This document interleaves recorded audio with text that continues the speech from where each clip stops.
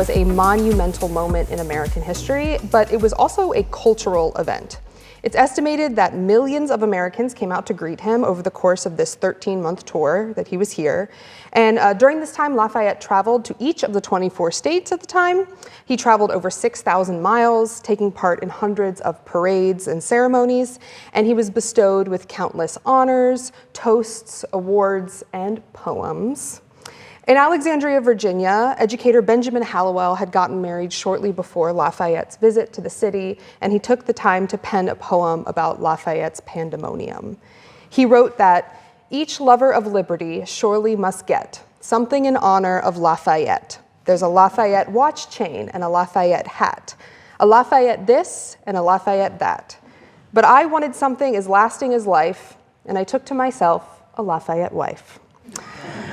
At first glance, this poem sounds quite silly. It always gets a nice laugh. He's equating his marriage to like a simple Lafayette souvenir, but his mention of souvenirs in this poem is something that's just a bit beyond a convenient rhyme. From August of 1824 through September of 1825, and beyond this, no American was spared from Lafayette fever. And when I began my research, the souvenirs that were produced in the wake of Lafayette's tour were like the first thing that came to the forefront. Because if you wanted something, if you wanted anything with Lafayette's face on it in the early 19th century, chances are you could get it. There were ribbons, pottery, plates, smoking pipes, gloves, snuff boxes, and even Lafayette watch chains and Lafayette hats, like Hallowell mentioned. You name it, Lafayette's face is on it and sold. Even in the years following Lafayette's tour, these items continued to be advertised in American newspapers. Merchants across America were advertising further supplies of Lafayette ware, along with tea sets, gold-edged, and view of Mount Vernon well into the late 1820s. By this time, Lafayette had long gone from our shores, but Americans were still looking for tangible pieces of his visit.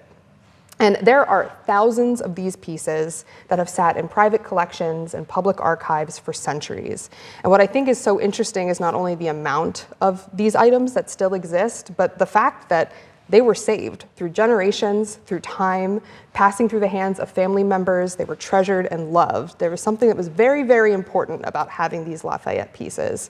Now that we're in the thick of this bicentennial, a lot of these pieces are now like out of the archives and they're on displayed in cultural institutions. So if you have the chance to visit any of them or have the opportunity to maybe travel to see them, highly recommend it. But as I continued this research, these souvenirs continued to stay with me for a multitude of reasons. One, the sheer number and variety of the items offered meant that the demand for Lafayette was almost universal and very long-lasting. Two, the concept of people wanting a physical item as the memory of an event is not a new concept. Merch is something we're all pretty familiar when it comes associating with pop culture today. Americans were doing it 200 years ago. And three, perhaps most importantly, it meant that Lafayette meant something very important to Americans in the early 19th century. And I thought this was going to be the easiest one to answer because getting to the root of Lafayette's importance seems like it has a simple answer. He was a war hero, he was friends with George Washington, and those were a really large part of why Lafayette was celebrated and why we still remember him today. But Lafayette meant something more. Lafayette returned to America during a time of deep political division, and his arrival brought Americans together, if only for a brief moment, but it left this legacy so lasting that when you say, oh, the Marquis de Lafayette, yeah, I've heard that name, he's still remembered to this day. But to talk about Lafayette, we have to go back a little bit. His whole story is not as familiar to us as maybe Washington or Jefferson. And when we think of Lafayette, this is probably approximately how we're picturing him, a young, dashing military hero who volunteered to serve for America, a country that was not his own. Lafayette was born into the French noble class, and he was enraptured when he first heard the news of what was happening in the American colonies. At only 19 years old, he sailed across the Atlantic and knocked on the door of Congress to pledge his service. Congress opens the door, says, "Who are you? Get out of here." It makes him go away because he was not the only French noble that was looking to support the American cause. But unlike a lot of his countrymen, many of whom were just looking for a title and payment, Lafayette was, in his own words, here to learn, not teach. And this humility and bravery, eventually he proves himself on the battlefield, and he wins over the stoic George Washington, who was initially quite unimpressed with the inexperienced Frenchman. Keep in mind, he's 19 years old. He is a kid. The two men, though, became extremely close over the course of the war. When Lafayette was shot in the leg during the Battle of Brandywine, Washington told those overseeing his care to, quote, care for him as if he were my own son. An important note about that quote: Lafayette is the one who said that Washington said that in his memoirs a couple decades later. So, but we'll give him the benefit of the doubt. In all, Lafayette spent over $200,000 of his own money on the American cause. This included purchasing uniforms and muskets for his men during the bitter winter encampment at Valley Forge. And though it was not through his efforts alone, he was instrumental in binding France's allegiance to America. And throughout the entirety of the war, Lafayette served without pay. So when Lafayette returned to France in the 1780s, Americans saw him as a hero. He was a selfless soldier who was instrumental at the victory of Yorktown in helping to end the war. After the American Revolution, Lafayette returned to France with the expectation that his experience in serving in the American Revolution would help bring about these ideas of liberty and equality back to his home country. Unfortunately, though, in his absence, the French monetary support of the American Revolution had depleted France's finances, and that drove further division between the French royals and nobles against the common people. So as Lafayette is returning to France in the 1780s, his country is on the cusp of their own revolution, which is a very different revolution than the American Revolution. Lafayette, I mentioned he was a French noble. He still supported the idea of a monarchy in France, even though he just fought against a monarchy in America. But he was hopeful that France would evolve to a constitutional monarchy where people still had representation and a voice.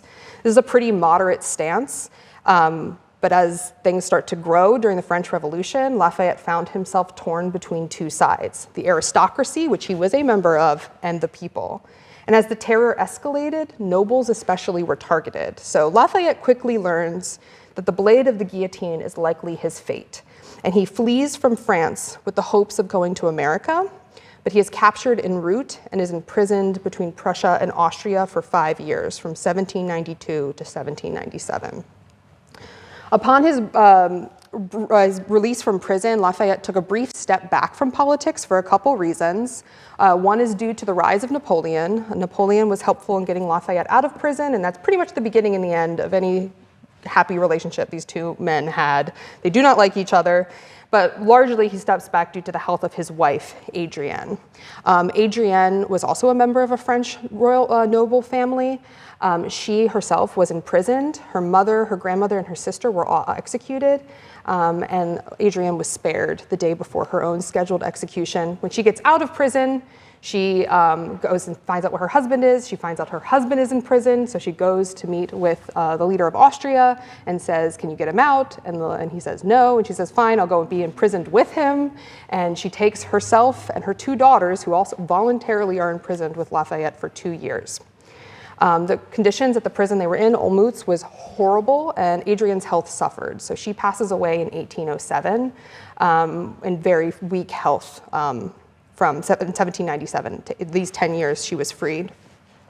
So after she passes away, Lafayette returns to politics. He kind of steps away in honor of her and take care of her and focus on her.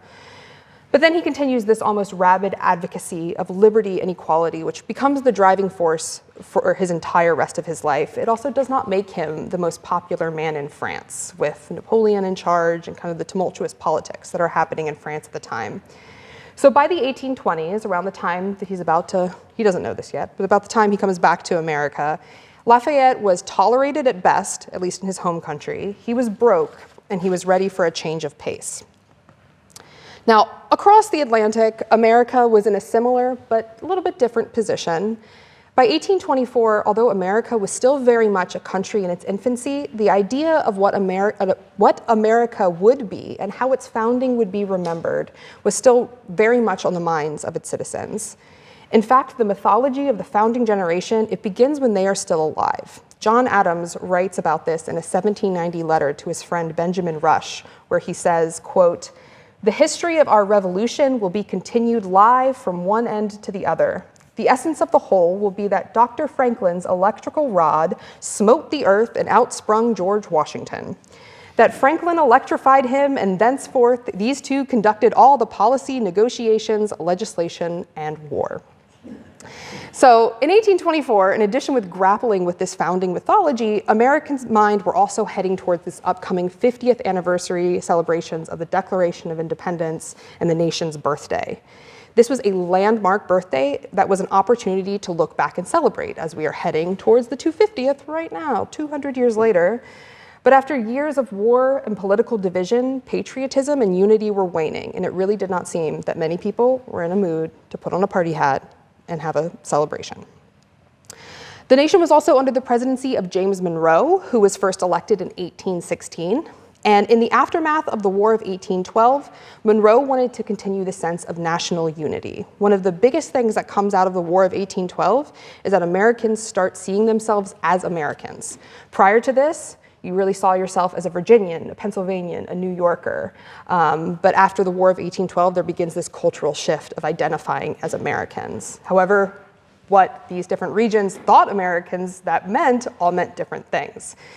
So he wants to keep a continuation of this national unity, this idea of Americans, and he viewed that political parties were the source of division within the country. Now, while partisan politics were something that Monroe was hoping to avoid, political resentment grew under his administration. So what happens if you have like a festering wound that you don't tend to? It's going to go gangrene, it's going to rot. That's essentially what's happening. You may hear Monroe's administration referred to the era of good feelings. You'll hear it jokingly referred to. It's actually the era of bad feelings because it's like, oh, everything's great. It's really not. And as party factions begin to grow during this time period, the Federalist Party, which was one of the first major political parties in America, it collapses.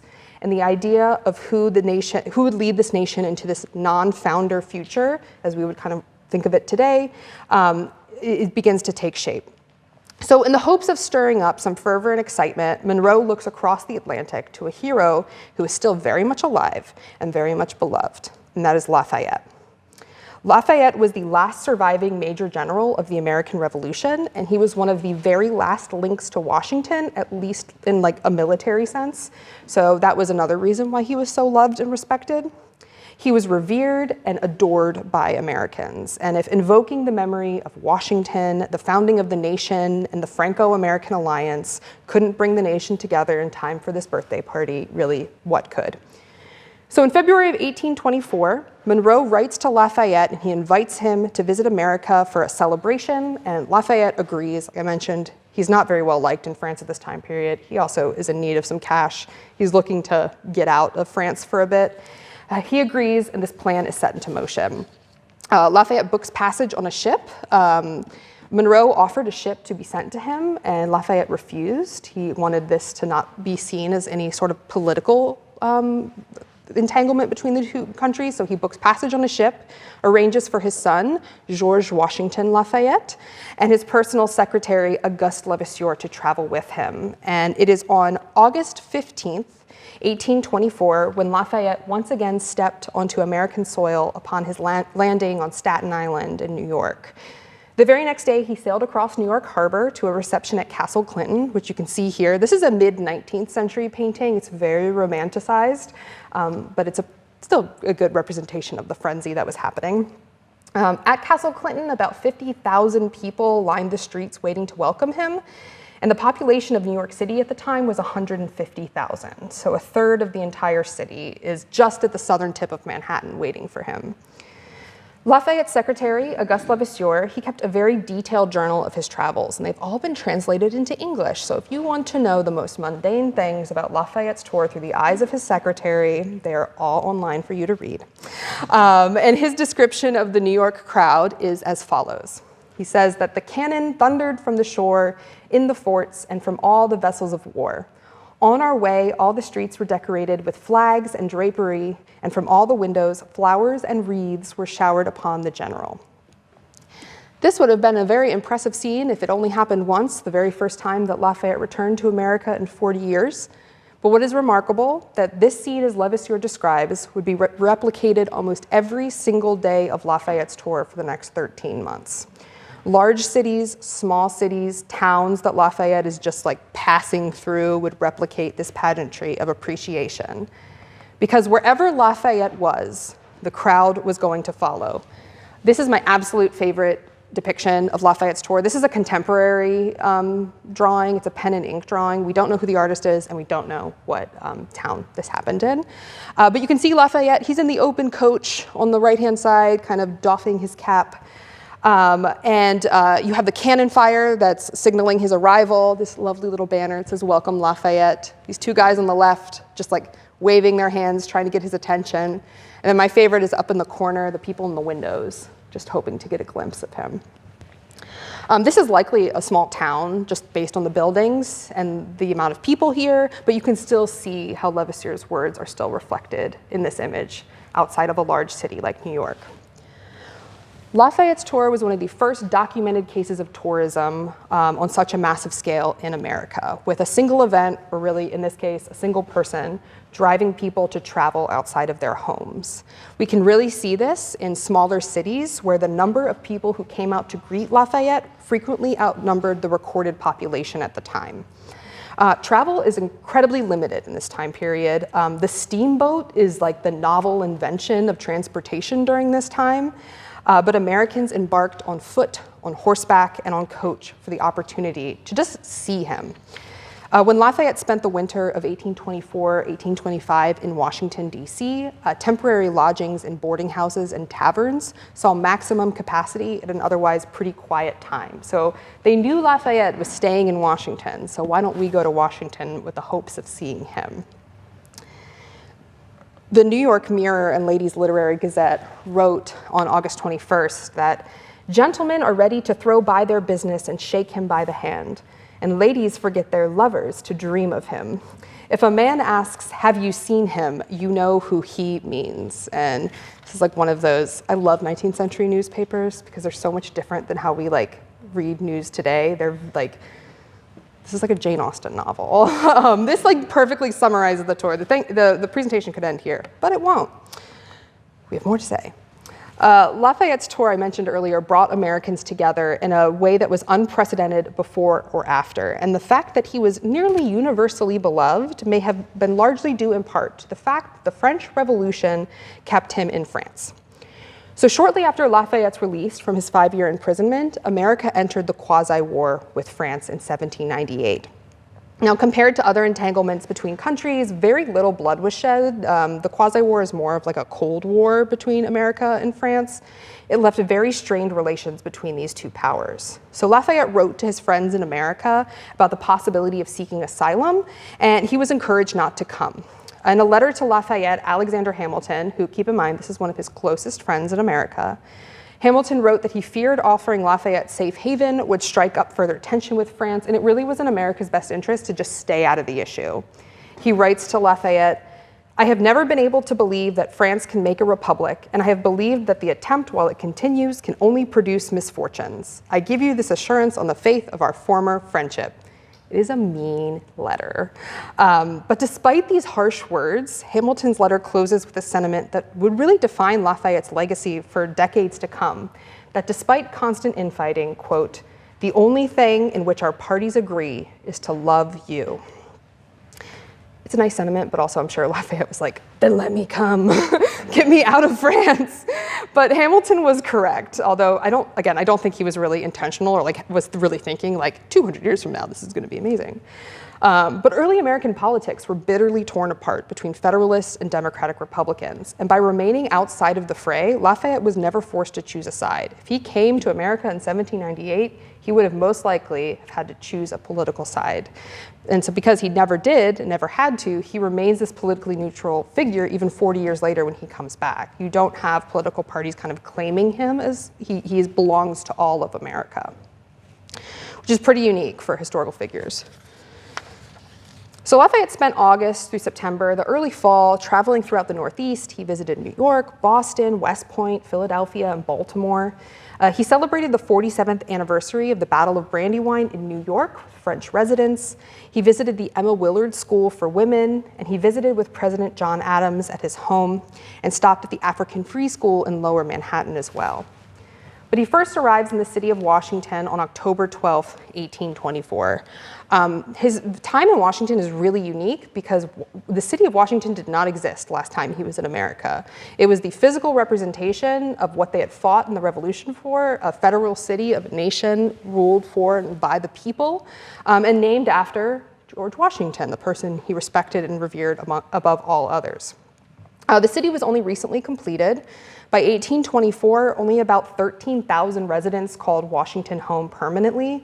And so the Washington that we know today, with like the neoclassical structures and the big wide avenues, is really far from reality. Lafayette was also recently feted in the city of Baltimore right before coming to Washington, and Baltimore had a massive French population. It was seen as an arts and cultural capital city. It was much older than the city of Washington, and so he had just spent like a week being like wined and dined and dancing in theater, and then they come to Washington, which is like this building and the White House and like very few things to do. And Auguste Lavoisier was really unimpressed. He writes in his journal that drawn on a gigantic scale, the plan of Washington cannot be filled out for a century. Basically, this is going to take a while. But it's also important to know that Washington was a city that was devastated by the War of 1812. In August of 1814, the Capitol and the White House were burned. And 10 years later, the city was still rebuilding. This is the Capitol building. Seen from the west front, it's the side that faces the National Mall. In 1824, this painting was done around the time of Lafayette's arrival. And do you notice anything different about this than how we look at the Capitol today? You don't see the dome. The dome, yes. The building's a little like squatter, but the dome is like the biggest difference. So this is the first Capitol dome, which was completed for Lafayette's visit. The rotunda itself was completed for Lafayette's visit. They don't start building the new dome, which is made of cast iron. This was made of wood and copper. When you've had fire issues in a building, this is probably not the best materials to use. So they build a new dome in the 1850s made of cast iron. But if you visit the rotunda, the floor of the building and the walls that go up to right before the cast iron dome starts, it's the original sandstone. So you're standing in the same place that Lafayette stood 200 years ago. The Capitol is also expanded throughout the 19th century. Again, we have larger House and Senate chambers on either side now. But this is how Lafayette would have seen the Capitol when he arrived on October 12th. He enters the city of Washington in a large procession, and he's greeted by members of the military on the east side of the Capitol, the other side of the building. And while Washingtonians came out to see Lafayette, there was also a gift for them. This portrait was done by the artist Ari Scheffer, and it was given as a gift to Congress during Lafayette's tour.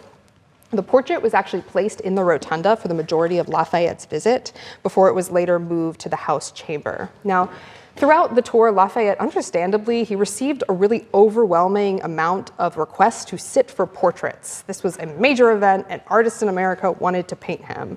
His time was very limited, and I think only one of those requests was actually able to be honored. So instead, artists would travel to Washington, and they would use the Scheffer portrait in lieu of having the actual subject to sit for them. So if you notice that portraits of Lafayette painted during this time period, images of Lafayette in this presentation itself, they all kind of look the same. That's why they're all based off this one. This portrait of Lafayette was gifted to the nation, and it was moved from the rotunda to the old House chamber, which is a room today known as National Statuary Hall.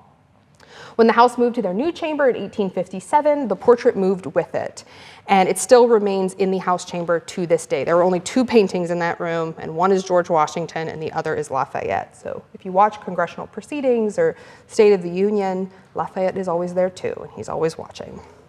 The placement in the House chamber has a pretty important meaning, though. On December 10th, 1824, Lafayette was the first foreign dignitary to address Congress. And to this day, he is the only private non-citizen to have ever had that honor. In addition to the recognition of his service, Congress also gave him $200,000, which was essentially a repayment of what he had spent during the war, and a land grant near present-day Tallahassee, Florida. He sold off the land. He did not move to Florida, but he did also keep the $200,000. After a brief ceremony and a quick tour of the Capitol, Lafayette boarded his carriage and he headed down to the White House where President Monroe was waiting to greet him. During their meeting, Monroe told Lafayette that he had originally intended for Lafayette to use the White House as his primary residence when he was in the city, but Washingtonians protested. He said that the people of Washington claim you. They say you are the nation's guest and that nobody other than themselves has the right to house you. So during his first stint in Washington, Lafayette stays at the City Hotel, a public space.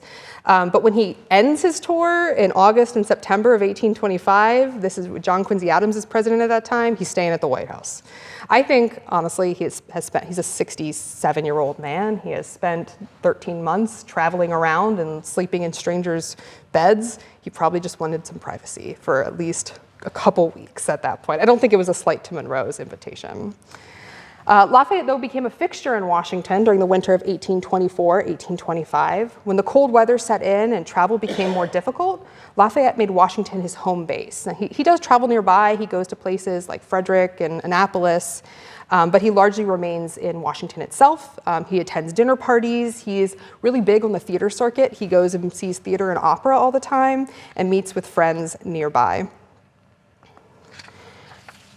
Lafayette was at the White House often during his time in Washington and dining frequently with the Monroe family, but at nearly every opportunity he visits the Custis family who live nearby. The 4 grandchildren of Martha Washington through her first marriage, the Custises were a massive part of Lafayette's visit. Although not related to Washington by blood, they assumed the role of Washington's heirs, at least socially, throughout the Washington, D.C. area. And after the death of Washington, they kind of faded into obscurity, and Lafayette's visit kind of renewed this interest in Washington as well. On Lafayette's very first night in Washington, he has traveled from Baltimore into D.C. He has this large diplomatic dinner at the White House, and after that, he excuses himself early to go visit Patty Custis Peter at her home Tudor Place in Georgetown. A few days later, he visited George Washington Parke Custis at his home Arlington House and paid frequent visits to Eliza Custis Law at her home in Georgetown and Nellie Custis Lewis at her home Woodlawn, where I work, located near Mount Vernon. Lafayette also visited Mount Vernon itself to pay his respects to George Washington. Washington died in December of 1799, and Lafayette did not hear the news about this until it traveled across the Atlantic when he first heard it in February of 1800. His visit in 1824 was his first opportunity to physically and publicly mourn the man that he viewed as a father figure for the entirety of his life.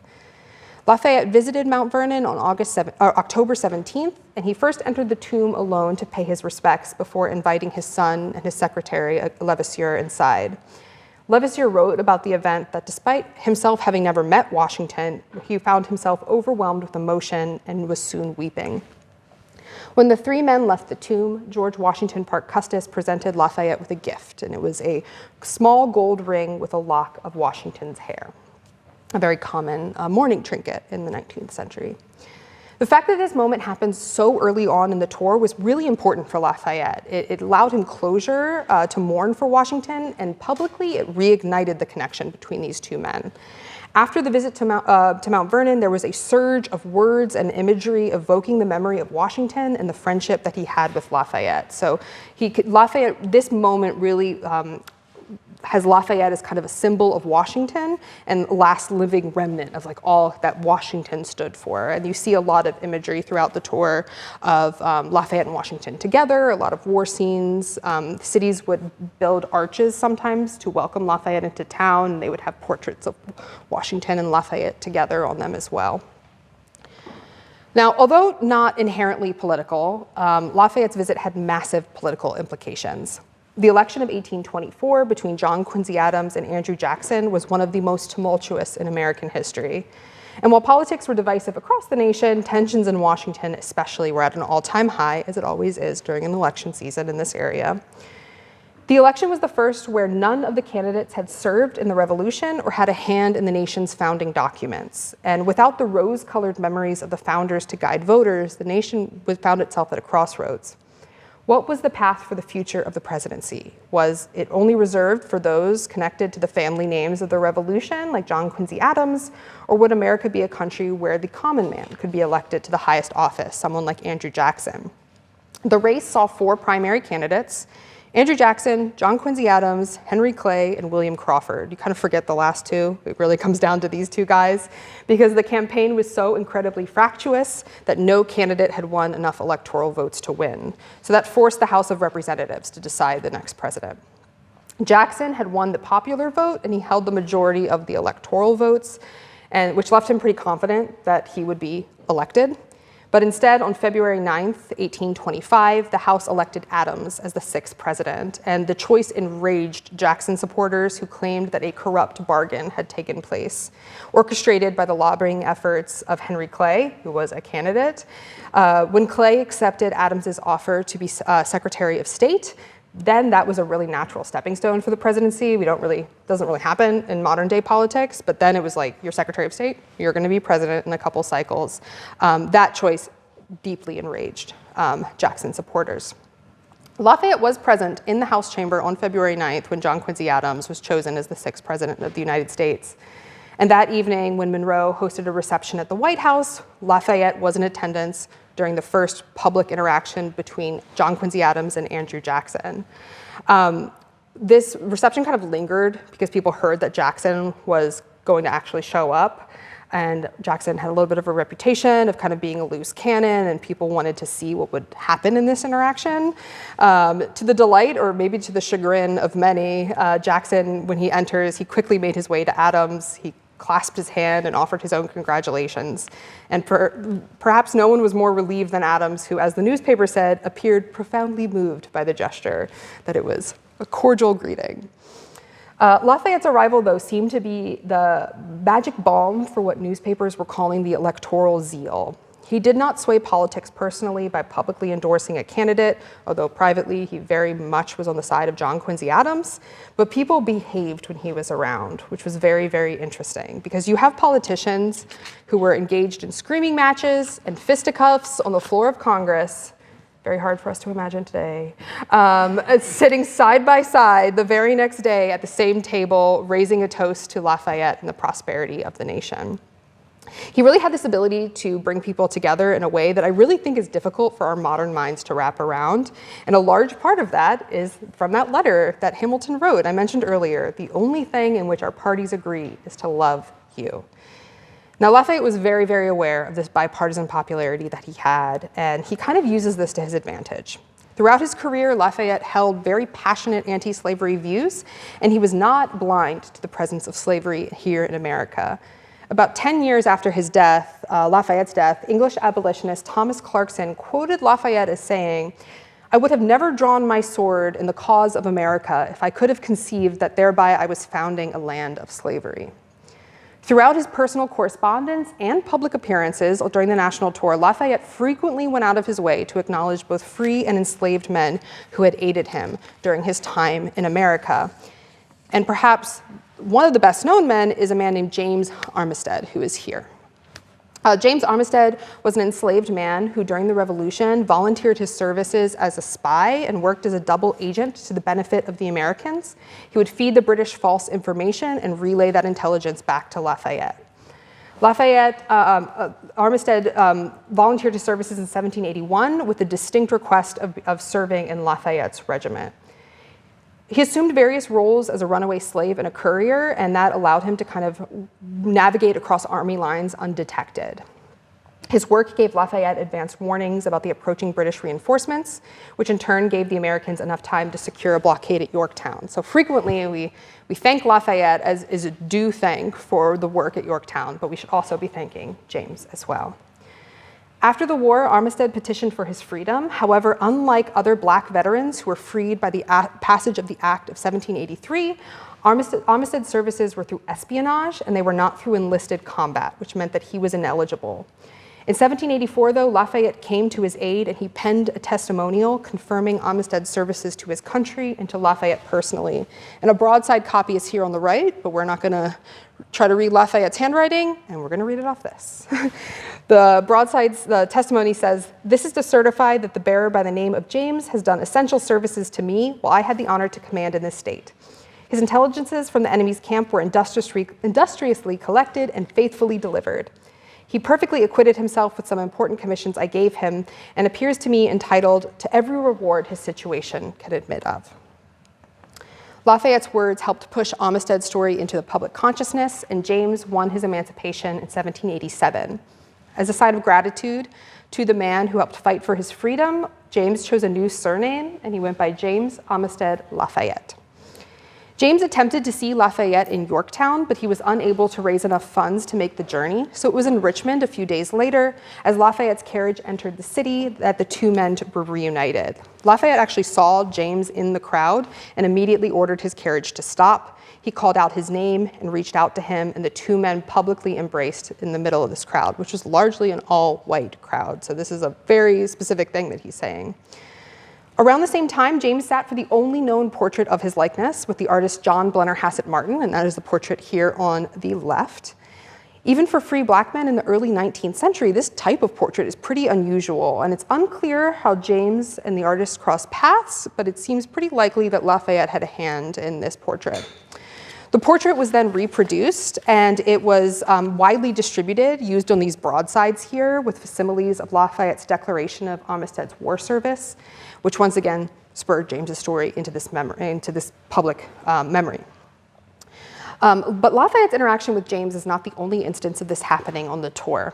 At Thomas Jefferson's Monticello, Lafayette was overheard confronting Jefferson on the issue of slavery. And we know this because a man named Israel, who was enslaved by Jefferson, later recounted this story decades later in a account called The Life Among the Lowly, where we can read his account. He notes that he was always remembered Lafayette's passion regarding emancipation, with Lafayette even pointedly reminding Jefferson that the revolution was a fight, quote, for a great and noble principle, the freedom of mankind. And what I think is really interesting about Lafayette is that he's like using his friendships. He's friends with Jefferson. He's genuinely friends with Jefferson. And he uses his kind of position as the nation's guest, where people aren't really going to challenge him, and to just have these conversations with people that he cares about for a better society. He does not lecture the public on America's moral shortcomings, but he chose to subvert social rules and openly welcome people who were excluded from gatherings that he was invited to. He never condemned people who disagreed with him, but he instead encouraged conversation. He used his celebrity to advance the cause of America's original purpose, a freely elected and representative government for all people. His presence also encouraged citizens to revisit the values of the Revolution and the concepts of what it means to be a free and equal nation. And Americans of all social classes, genders, and races found inspiration in what he was saying.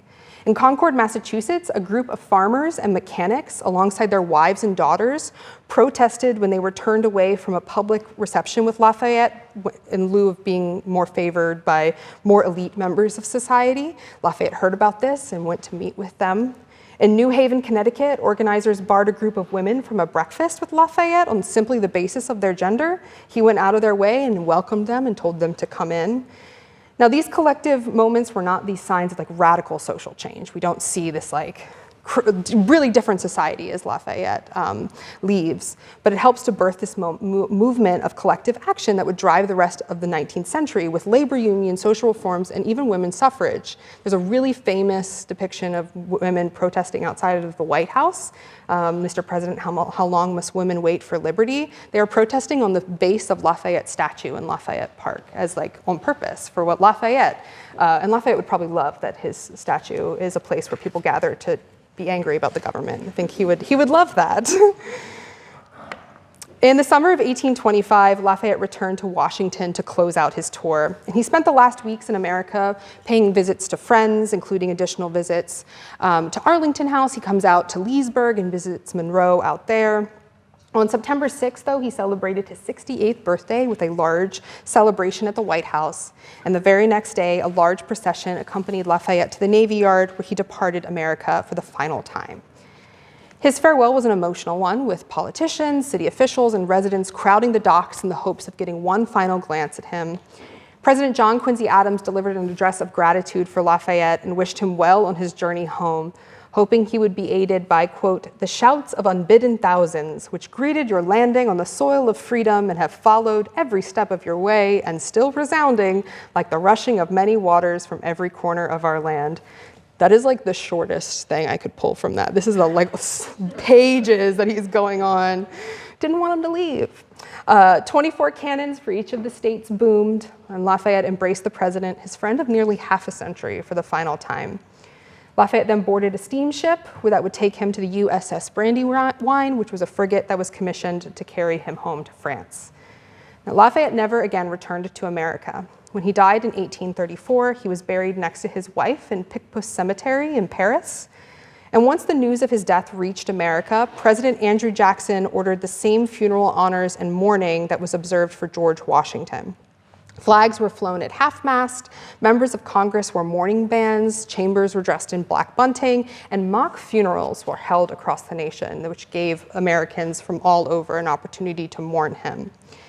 But the impact that Lafayette left lasted far longer than his tour. The most obvious connection was in the form of namesakes. In the wake of the national tour, there were a flurry of namesakes in the forms of towns, streets, schools, counties, even children. There's a spike in babies named Lafayette or Fayette, girls too, after the tour. For all the mutual love between Lafayette and America that the tour left behind, though, it would take some time before Americans would formally honor him with citizenship. While the states of Maryland and Virginia gave Lafayette honorary citizenship prior to the ratification of the Constitution, Congress did not make the measures on a national level until 2002. When the joint resolution was signed by President George W. Bush in August of that year, Lafayette posthumously became only the 6th person to have that honor. Although he was not an American statesman, his selfless assistance during the war, alongside his relationship with George Washington, raised him to a status that very few achieved. However, unlike George Washington, Lafayette holds a pretty quiet presence in American memory. His portrait is not on currency, his legacy is not a capital city bearing his name or a marble obelisk, but Lafayette's accomplishments were great. He was a major general in the Continental Army, a statesman who was motivated by the concepts of human liberty and equality, and an outspoken supporter of anti-slavery causes that inspired thousands. So, as we enter the final part of this bicentennial celebration, it becomes quite obvious that we may be missing a Lafayette-like figure these days, someone who reaches across party lines and is universally adored and loved and welcomed. So as we spend the rest of 2025 celebrating Lafayette's values, his passion, and his celebrity, I urge each and every single person in this room that if you find yourself inspired by Lafayette, how can those of us who are inspired by his words and actions be the ones to continue his work today? Thank you.